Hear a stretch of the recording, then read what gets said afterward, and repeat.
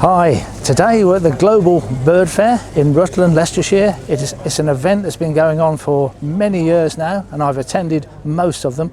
I like coming because I get the opportunity to talk to other wildlife photographers, especially on the Friday. It's become a tradition that most of the photographers turn up on a Friday, and I like that. I like networking with other people that share my passion.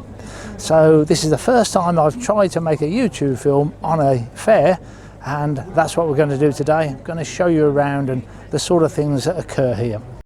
Now this year I couldn't get to the bird fair on Friday, Saturday because I was in Spain basking in a temperature of 44 degrees, but I gather in the UK it was exceptionally wet and the bird fair had some flooding issues. I mean, obviously we've had dreadful weather at times, particularly Friday, and yesterday we had, I think, the mother of all storms. But that storm has its impact on the visitor numbers in the marquees, and that's the incredible thing about it. So last year, when it was 35 centigrade, everyone was outside eating ice creams and not going in spending lots of money in the marquees. This year the rain has driven them in, and it's been so successful, it's unbelievable. That was Tim Appleton, who's the main driving force behind the bird fair. Playing on Keep Cozy? Yeah, Cozy.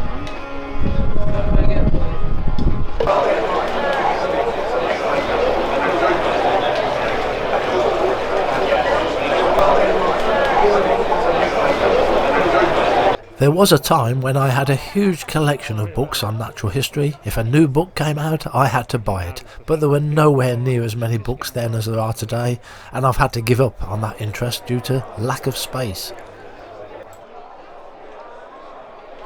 Here's a place I've been to, and not that long ago either. We photographed the shoebill while we were there, and it's now one of my favourite birds. Yeah, it's good for promotion. Yeah, it's something that I do using my phone. I show you really how close it is. So just with a chick, and that was in June. There's all sorts of exhibitors at the bird fair, including wild gardens.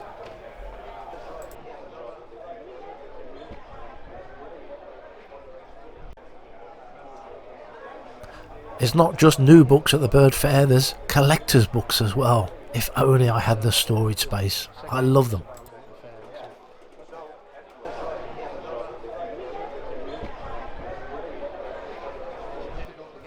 Travel companies are well represented, and it's a great opportunity to talk to people about their country and what's available photographically. I went to the Falklands in the year 2004. It's a fantastic destination for wildlife photography. In those days we flew with the RAF from Brize Norton. Yeah, so there's two routes in.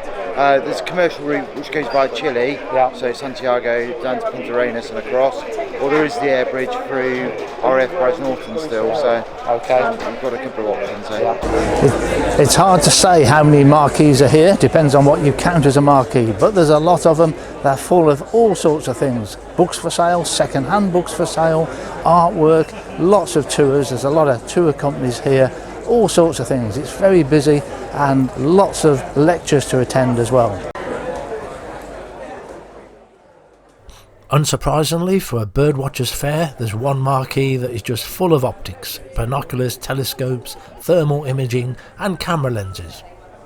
Okay, yeah. So what do I get? I mean, my first thought is that's too big for portability. It's quite heavy as well. Right. So what do I gain with that I don't get with this end? Well, so thankfully it's broken down really nicely as we go up. So I can walk you straight through it. So as I say, the DTI. Okay. So this is the one you said you would like, isn't it? Yeah. So I like a slightly wider field of view. I did buy a second-hand thermal imaging device off eBay, and I sold it again. It wasn't quite what I wanted, and I'm still not sure which one I want.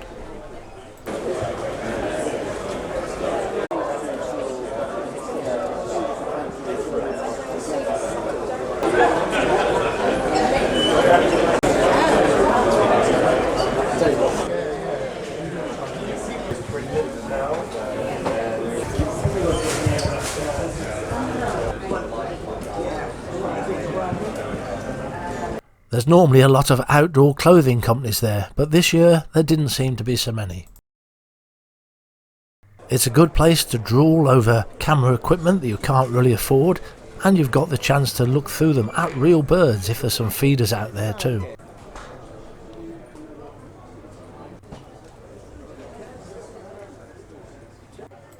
Not all the brands are represented, but the best ones were.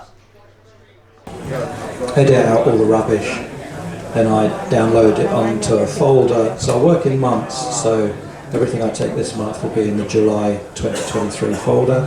And then I probably go back to it a couple of months later, because I think as humans we work a bit on memory and the experience. And Select, and you put those into a collection. Now these are the thermal binoculars I saw last year. The ones on the right, well, they're a bit heavy I suppose, but almost £6,000.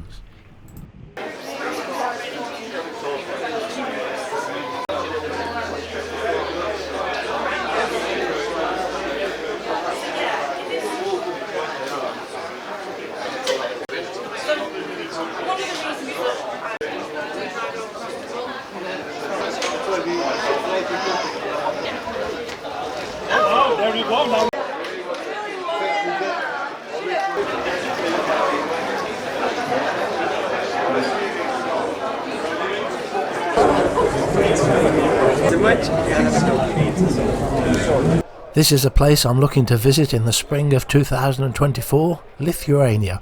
I've been before. I had a couple of months in Estonia, Latvia and Lithuania in a camper van, but there weren't any hides available then. But now Boris here, he has a number of hides available for photography, and I've known Boris for some years. And this is Boris's sister, who's going to show me some sites on the map. And he literally lives like there on the river. Yeah. And the heights are, I think we have to cross the river. Some are kind of.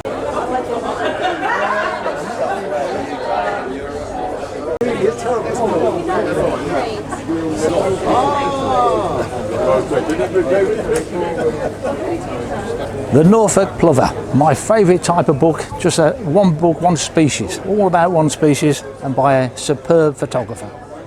Chris Knights has spent more time with stone curlews than anybody else in the world, and it's the one book that I did bring home from the Birdfair.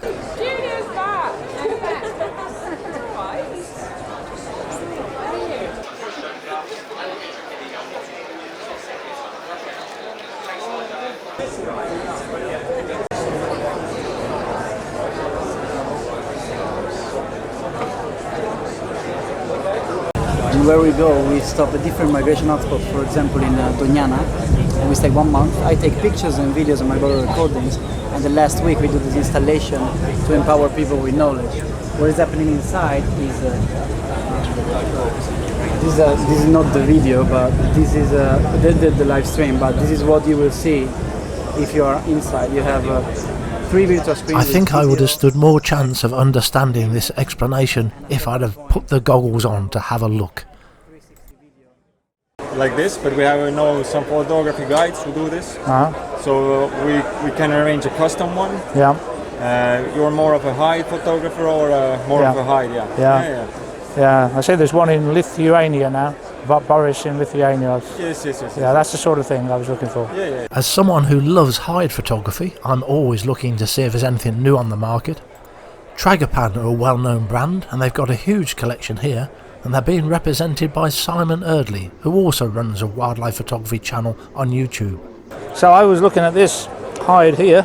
It's enormous. Oh, this is obviously a lie-down extension, but it's big, isn't it? Is this the biggest one they do? Well, the thing is, this is a Tragopan V6, so this is an optional, an optional extra. Oh, I see. So that's the same as. Oh, no, it's obviously not the same as that one. That, unfortunately, we've sold the biggest one is the Monal, so that's the Monal V2. Yeah. We've sold the short copy. Somebody wanted to buy it and take it away with them. Okay. A bonus, isn't it? Yeah.